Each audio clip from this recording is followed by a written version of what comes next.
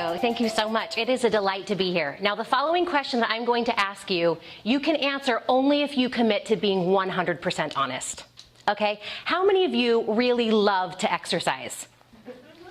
I knew there would be some. I also knew there would be some that would be like, if I'm being honest, no. Now, I believe there are two kinds of people in this world. Those who have willpower and those who have taste buds. I believe that I have some taste buds, and perhaps some of the rest of you do too. I have also heard the adage, and maybe you have too, of nothing tastes as good as thin feels. If you have heard that lie, will you raise your hand? I maintain that the people that say that have not eaten the things I have eaten. As a professional traveler, speaker, marketer, consultant, I have traveled all over the world. I have eaten the best tulipe in Paris. I have eaten divine sushi in San Diego. In fact, every time I come to San Diego, I think to myself, I really should try someplace new. But then I think there's that one roll I can't get anywhere else. And then the donut bar. I know that some people don't love it, but they are on my list every time I come this direction. So let me ask you a question. When it comes to your leadership and your peak performance, are you dieting or are you really devouring the way that you can be a leader in a bigger and a more powerful way? I believe that sometimes for us as leaders, we believe that we have to hold back or withhold, or prove that we have to not be personal, but we only can be professional in order to be successful leaders and peak performers.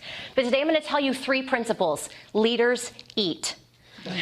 Okay? The first and foremost, number 1, leaders share excitement. But excitement goes above and beyond any platitudes you have ever heard about attitude. It's not just about faking it till you make it. It's about really diving into an excitement type of level that isn't just about you and isn't about her, whether she responds or not, or him, whether he smiles or laughs at your jokes. You are the excitement for your organization, for your team, for the individuals that you meet, and for example, and most importantly, the strangers on the street. All of them exist as a piece of our support team. And when we show up in excited and powerful levels, our leadership improves, our peak performance improves. We've heard of the pessimist always looking on the bad side, looking for something wrong. We've heard of the realist who is like, I'm just going to see things the way they really are. We've heard of the optimist that looks on the bright side. I believe that as peak performers, it is not enough to be optimists. There is one more level, what I call the happiest. The happiest is the bright side. They're not just looking at it, they're creating it. And they're creating on powerful levels where people want to be near them. Not stay away from the office door because they're worried if they can walk by. Not walk the long way around the cubicles so that they don't pass by the office or the conference rooms where the managers are meeting. The kind of leaders that people want to be around, where they want to walk past their offices, where they want to sit next to them for one-on-ones. That kind of happiness level has to exist in powerful levels. Why is it that as a society we have decided that if you're too happy, you're too weak?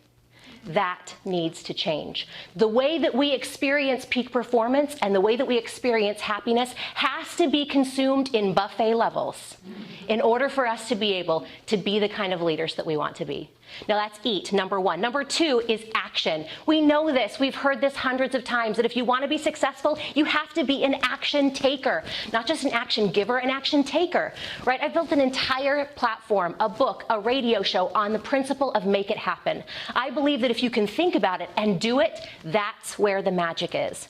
And I love that. And if you think about the different ways that you act in your life and the things that work and the things that don't, action is at the root of all of it. Whether we do or don't, lies in when we wake up in the morning and end at night.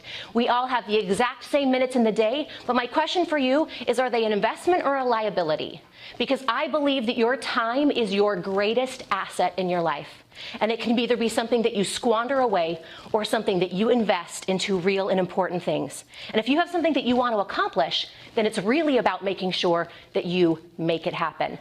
As a marketing professional and as a consultant for the last 18 years, I sit and have the exact same conversations with companies and corporations.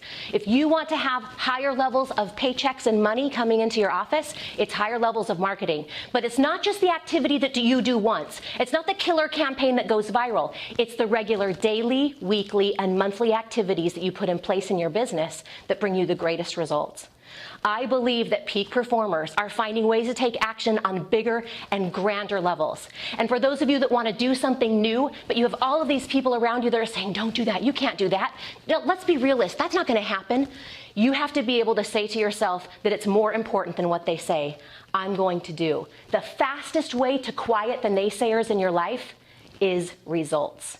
So stop talking about it and then go and do it. But the last thing is the T. For our leaders and peak performers that are really eating a buffet-sized life, trying to help transform people in their life, they are the treasure hunters. My family loves to go to Oregon in the summer, and we go to this one beach that we love. It's not sandy. It's the kind of shelly, rocky that you walk on and you know your feet are getting exfoliated at the same time. And my husband will go for an hour trying to find the right shells, and he'll find lots of different ones, and he'll come back and he'll show us the treasures that he's found. This one is iridescent and shows the light. This one is clear and translucent. This one is black and dark, but you can tell it's been a shell deep in the ocean for a long time. And he's showing our 4-year-old, our 5-year-old, our 6-year-old through the years these shells, and they've become to appreciate the beauty that you can find as you deep in the ocean. Peak performers are treasure hunters. They're finding the right people. They're looking for the different qualities that are in them, and they're bringing them onto their team. And whether you work in a corporation or you're an entrepreneur, I hope that you're treasure hunting your support system. That you're treasure hunting to find the right people that bring a diversity into your group, into your life, that can be the kind of support that you need, but that they can eat and devour just like you. Now, on one particular summer vacation 2 years ago, my husband is showing his wares, a tradition, to our 4-year-old.